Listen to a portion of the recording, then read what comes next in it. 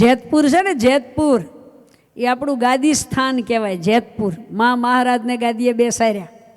એ જેતપુરમાં એક ડાયાભાઈ હરિભગત વાતુનું અંગ બધા ભક્તોને ભેગા કરે. ત્યારે તો આપણો સત્સંગ ઉગતો હોય એટલે બહુ ને મહિમા ન હોય એટલે બધાને ભેગા કરીને એવી મહિમાની ડાયાભાઈ વાતું કરે. એમ કરી કરીને કેટલે કંઠી બંધાવી. એ બધા રોજ સાંજે ભેગા થાય અને ભગવાનની વાતો કરે. ગોપાળાન સ્વામી આવા હતા, બ્રહ્માન સ્વામી, મુક્તાન સ્વામી આવા મહારાજ, આવું વનવિચન મહારાજે કર્યું, એ આવો સત્સંગ કરાવ્યો, આમ બધી વાતો કરે. તે બધાને બહુ ગમે. ડાયાભાઈ જેતપુરમાં એમાં એક છોકરો જે એના મા બાપ તો બિન સત્સંગી, કાંઈ સત્સંગ નહીં, પણ છોકરો બહુ મુમુક્ષુ, રોજ સભામાં આવે અને એને ડાયાભાઈની વાતું બહુ ગમે. તે રોજ સાંભળવા આવે. એમાં એ દીકરો બીમાર પડ્યો એટલે પછી ડાયાભાઈને એમ થયું કે આ છોકરો રોજ આપણી કથામાં અહીંયા સાંજે ભેગા થઈને વાતું કરી ત્યારે સાંભળવા આવતો એટલે હું ખબર પૂછવા જાઉં. તે ડાયાભાઈ એની ખબર પૂછવા ગયા જેતપુરમાં. એટલી બધી પરિસ્થિતિ ખરાબ કે મનમાં થયું કે આ છોકરો હવે બચશે નહીં. મનમાં કીધું કે અરે એને હજી કંઈ કંઠી તો બાંધી નથી.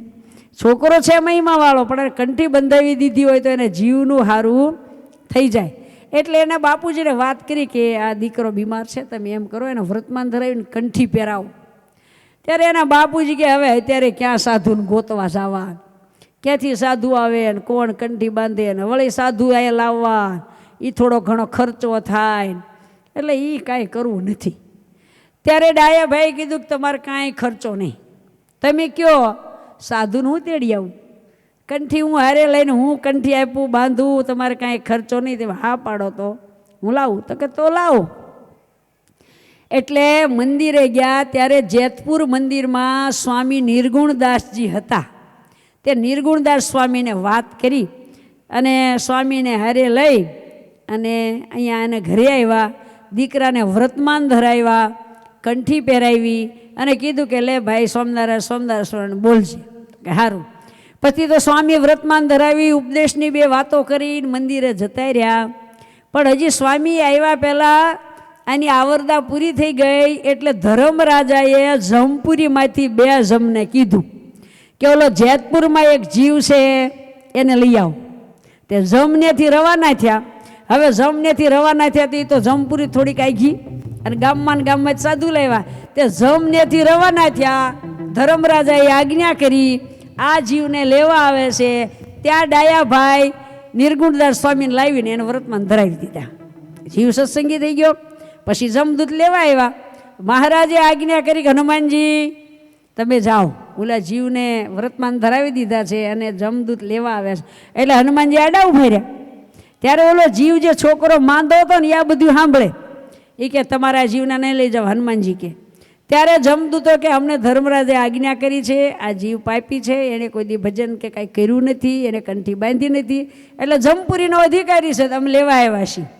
તો કે એણે કંઠી બાંધી છે. તો કે એણે કંઠી બાંધી હોય તો અમને ધર્મરાજ આજ્ઞા કરે કે લઈ આવો એમ.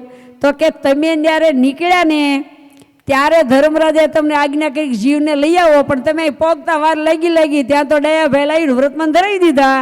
પછી એણે કાંઈ પાપ કર્યું નથી, એટલે હવે તમારો એ જીવ નથી, માટે વૈયા જાઓ. એટલે જમ તો વૈયા ગયા. અને આ બધું છોકરાએ સાંભળ્યું. પછી એણે એના મા બાપને વાત કરી, સાંભળો એ આવી રીતે જમદૂત અને હનુમાનજી વાત કરતા હતા, મેં સાંભળ્યું.